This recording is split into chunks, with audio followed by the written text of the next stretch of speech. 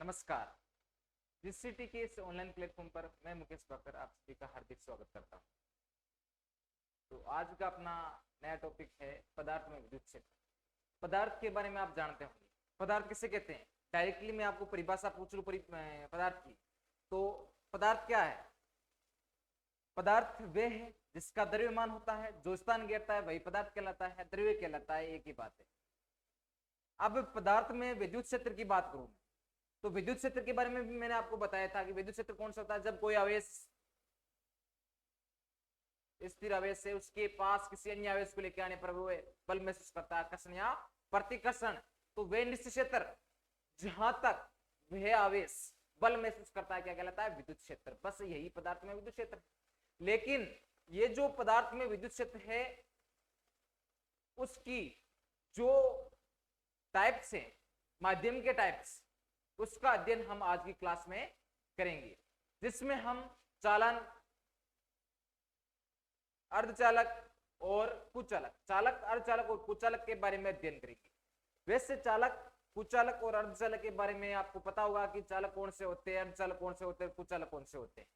लेकिन जो ये टॉपिक आपके कुछ थोड़ा सा भिन्न है।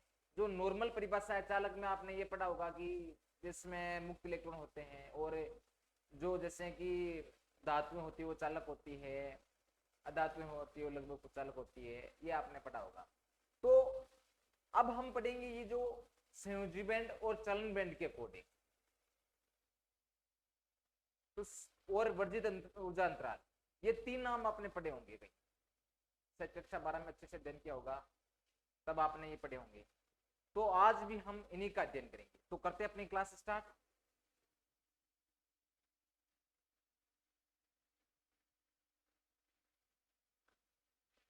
हाँ, तो अब सबसे पहले मैं आपको बता दूं कि चलन बैंड क्या होते हैं, संयोजी बैंड क्या होते हैं। चालन बैंड क्या होता है। चालन बैंड वह होता है जिसमें इलेक्ट्रॉनों की अधिकतम ऊर्जा स्थित होती है तथा उस बैंड में, चालन बैंड है उसमें मुक्त इलेक्ट्रॉन पाए जाते हैं। जबकि जो संयोजी बैंड है उसमें ऊर्जा अधिकतम होती है और जो इलेक्ट्रॉन्स हैं वो बाह्यतम कक्ष में पाए जाते हैं, ताकि वे किसी दूसरे के साथ में बंध बनाकर संयोजित कर सके, इसलिए उनको क्या कहते हैं, संयोजी बैंड। अब जो इन चालन बैंड और जो संयोजी बैंड है, उन दोनों के बीच में जो अंतराल होता है, बीच में जो रिक्त स्थान होता है, उसको बोलते हैं वर्जित ऊर्जा अंतराल। ये आपने इस तरह का चित्र देखा होगा, कहीं ना कहीं देखा, ये आपने देखा है ना, ये बीच में जो जगह रहती है, ये जैसे कि मैंने मान लिया चालन बैंड है और ये हो गया संयोजी बैंड, तो ये जो बीच में रिक्त स्थान होता है उसको क्या बोलते हैं, वर्जित ऊर्जा अंतराल। समझ गए होंगे कि संयोजी बैंड कौन सा होता है, चालन बैंड कौन सा होता है और वर्जित ऊर्जा अंतराल क्या है। क्लियर है इतना। तो अब हम बात करते हैं सबसे पहले तो इस पदार्थ के बारे में, आवेश के बारे में और विद्युत क्षेत्र के बारे में। तो हम क्या जानते हैं कि कूलाम ने दो बिंदुवत आवेशों के बारे में कुछ हमें अवधारणा दी थी, कुछ एक सूत्र दिया था, व्याख्या की थी। तो कूलाम ने क्या बताया कि कोई भी पदार्थ है पर लगने वाला बल आवेशों के परिमाण पर तथा उनके मध्य दूरी पर निर्भर करता है। बिल्कुल करता है कैसे, जैसे कि हमने वो पढ़ा था सूत्र, F is proportional to Q1 Q2 upon R², पढ़ा था। तो बस वही है आपके। कूलाम ने ये बताया कि जो बल है वो उन आवेशों के परिमाण तथा दूरी के साथ साथ पदार्थ की प्रकृति पर भी निर्भर करता है। और पदार्थ की प्रकृति क्या है, प्रकृति के बारे में आप समझ रहे होंगे कि भाई कोई नेचर है, प्रकृति की भाई प्राकृतिक वस्तु है, वो नहीं है। माध्यम के प्रकार, माध्यम के प्रकार कितने होते हैं, माध्यम के प्रकार होते हैं तीन। कौन कौन से, अभी मैंने बताए थे, चालक, अर्धचालक और कुचालक। अब हम अध्ययन करेंगे। सबसे पहले तो हम ये लिखते हैं कि भाई कूलाम ने क्या बताया। तो कूलाम ने क्या बताया, कूलाम इधर से शुरू कर देते हैं। कूलाम नियमानुसार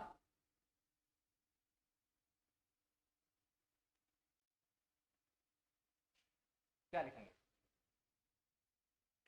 कोई भी पदार्थ है उस पर लगने वाला बल किस पर निर्भर करता है जी? दो बिंदुवत आवेश पदार्थ नहीं होगा भाई, बिंदुवत आवेश। बिंदुवत आवेशों के बारे में बताया, बिंदुवत आवेशों के मध्य लगने वाला बल दोनों आवेशों के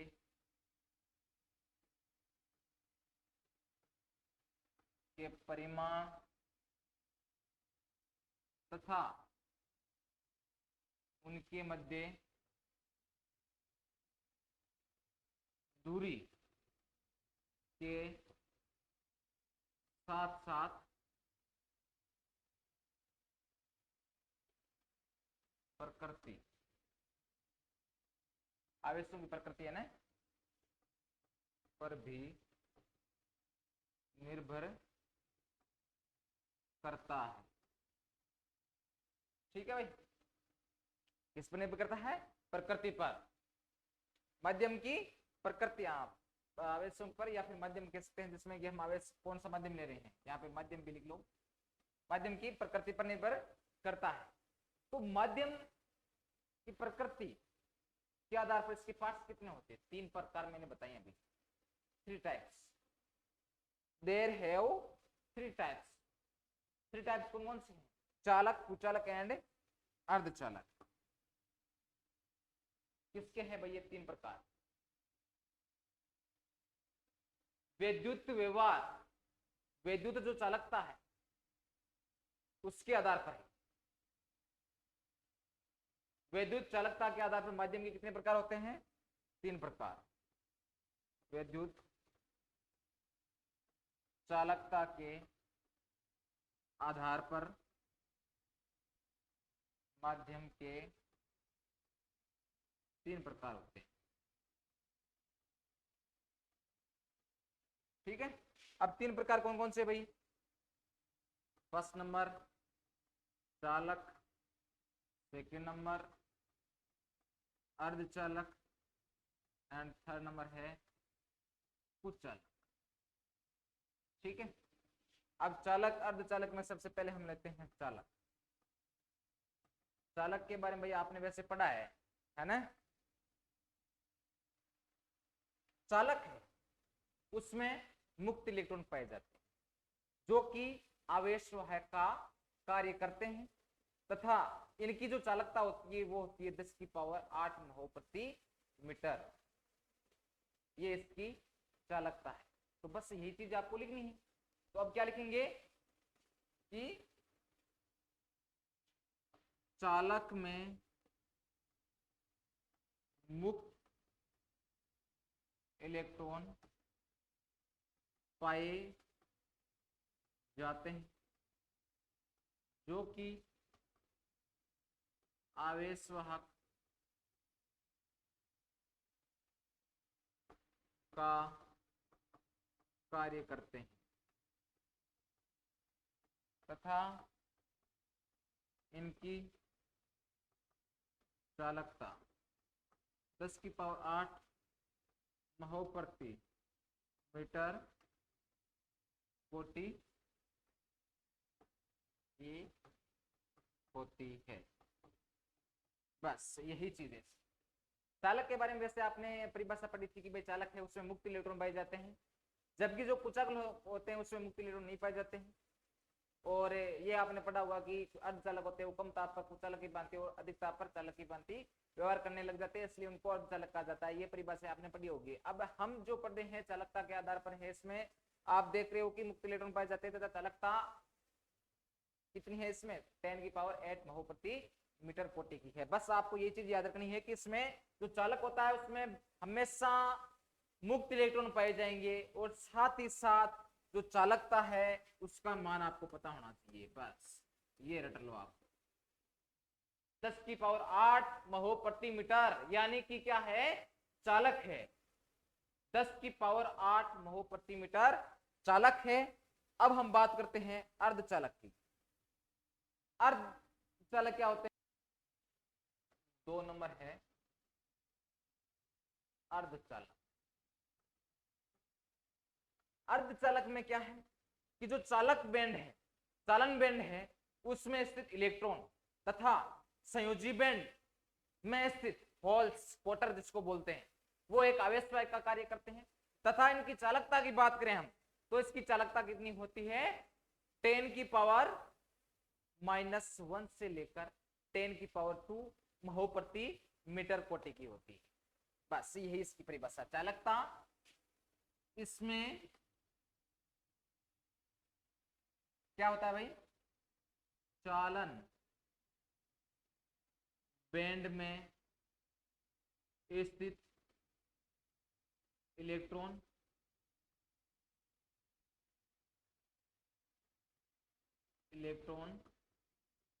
तथा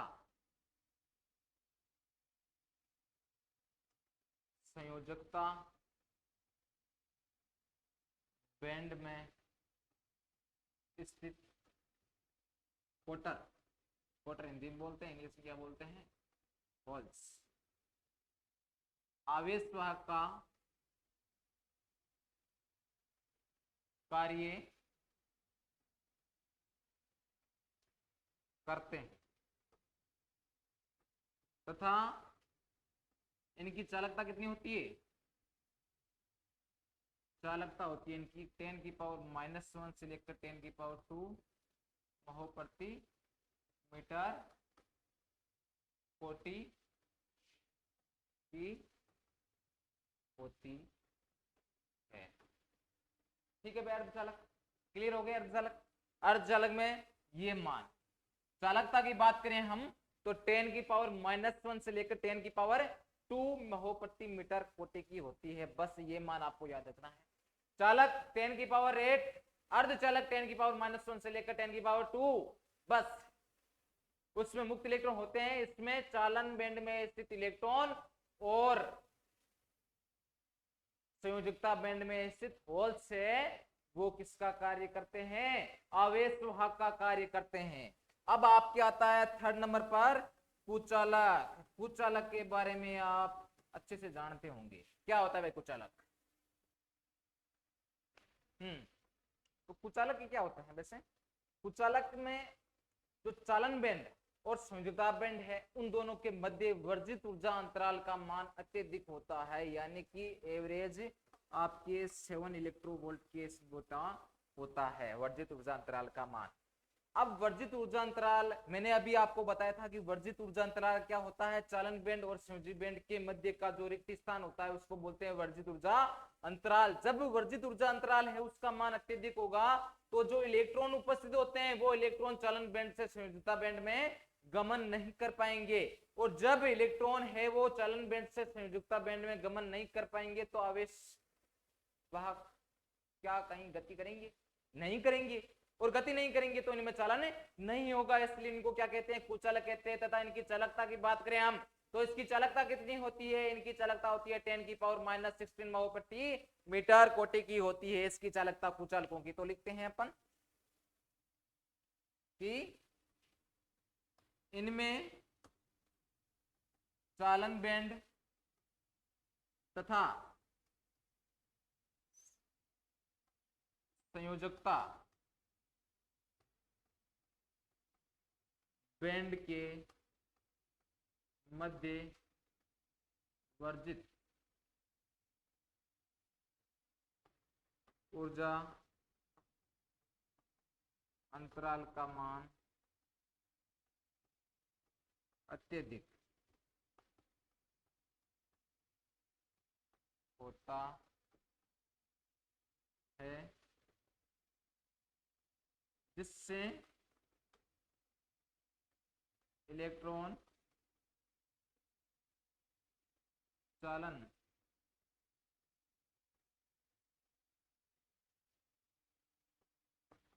बैंड से संयोजकता बैंड होगा, बैंड में गमन नहीं कर पाएंगे, यानी मुक्त इलेक्ट्रॉन नहीं होंगे, और कोई भी आवेश वाहक है, कोई भी इलेक्ट्रॉन है वो आवेश वाहक का कार्य नहीं करेगा, और जब आवेश वाहक का कार्य नहीं करेगा तो उनको हम क्या कहते हैं, कुचालक। और इनकी कोटि की बात करें तो इनकी चालकता कितनी होती है, 10⁻⁻16 महो प्रति मीटर कोटि की होती है। हाँ, इसमें एक चीज और ध्यान रखना कि जो ये अपने कुचालक होते हैं, इनमें जब विद्युत क्षेत्र उत्पन्न किया जाता है तो इसमें कुछ गुण होते हैं जो कि चालन से रिलेटेड आ जाते हैं, और उनको हम क्या बोलते हैं, पराविद्युत बोलते हैं। उनकी परिभाषा मैं लिखा दूंगा, लेकिन जो चालन है इसमें जो चालकता की बात करें तो वो कितनी होती है, ये वाली चालकता तीनों की समझ गए, 10⁸ एंड 10⁻⁻1 से 10⁻2 एंड थर्ड है 10⁻⁻16। ये है चालन, चालक, अर्धचालक एंड कुचालक में अंतर। क्लियर हो गया भाई, बिल्कुल कोई कंफ्यूज नहीं है, तो कंफ्यूज नहीं है तो अब देखो आगे आप, अभी मैं बता रहा था कि जब विद्युत क्षेत्र उत्पन्न किया जाए, विद्युत क्षेत्र में जब विद्युत क्षेत्र है स्थापित किया जाए तो जो कुचालक है उनमें कुछ थोड़ा सा स्थानीय विस्थापन होता है, और वही क्या कहलाता है, प्राविद्युत माध्यम कहलाता है।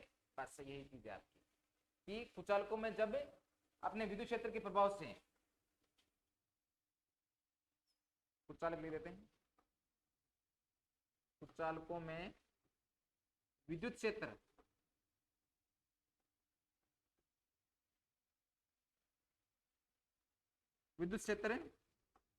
के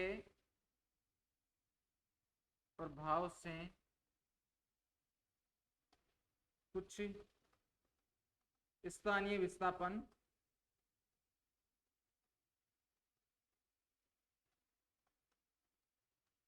हो जाता है। ऐसे कुचालक माध्यमों को परावैद्युत माध्यम कहते हैं। बस ये है आपकी भाई परावैद्युत माध्यम की परिभाषा। यहां तक क्लियर है, चालक, कुचालक एंड अर्धचालक। अब तो आगे देखो, अब है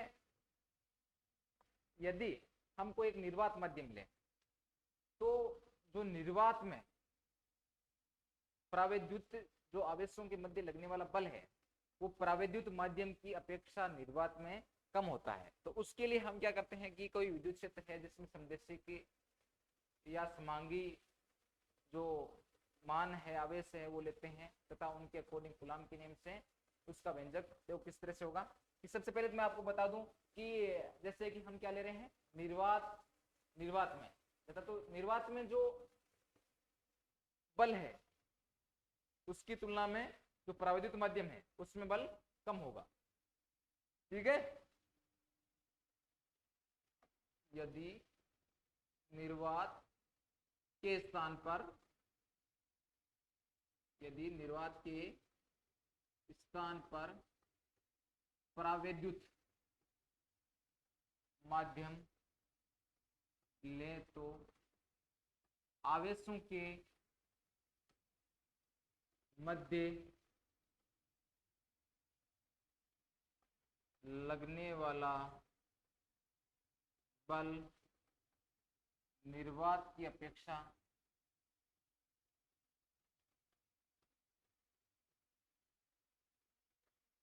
परावैद्युत माध्यम में कम होता है। ठीक है, अब कम रहेगा, तो अब हम विद्युत क्षेत्र की कल्पना करते हैं, जिसमें हम क्या लेंगे विद्युत क्षेत्र। तो विद्युत क्षेत्र के अकॉर्डिंग क्या होगा, अब क्या लेंगे हम, निर्वात के स्थान पर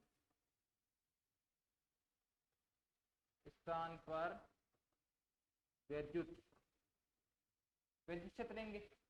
तो विद्युत क्षेत्र के समांगी या समदेशिक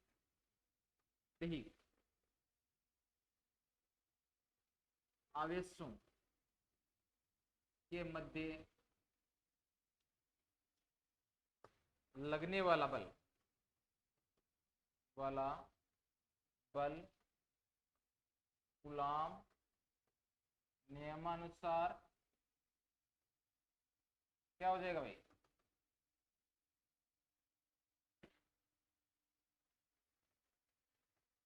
F vector equal to 1/4 epsilon q1 q2 upon r square dot r के। यहाँ पे ये जो दो आवेश लिए हमने q1 q2, ये भी आप लाइन लिख सकते हो कि हमने आवेश कौन कौन से लिए, q1 तथा q2 दो आवेश लिए तथा उनके मध्य की दूरी है वो r ली। तो उसके अकॉर्डिंग कूलाम के नियमानुसार हम क्या लिख सकते हैं इसको, 1/4 epsilon q1 q2 upon r square dot r के। तो जो ये एप्सिलॉन है वो क्या है, माध्यम की विद्युतशीलता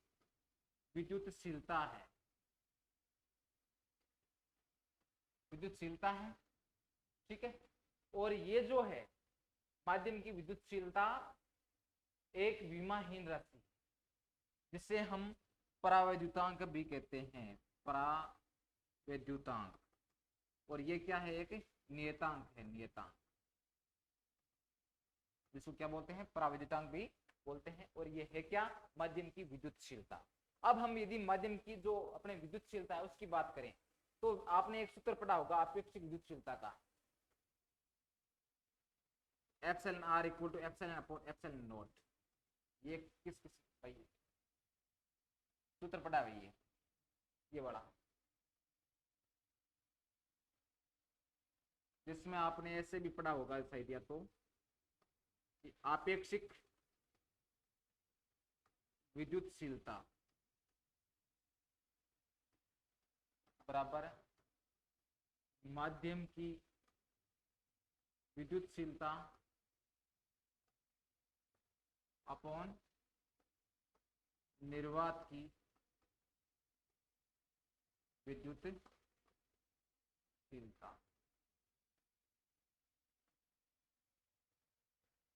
पढ़ा गया कहीं, यह है अपेक्षिक विद्युतशीलता।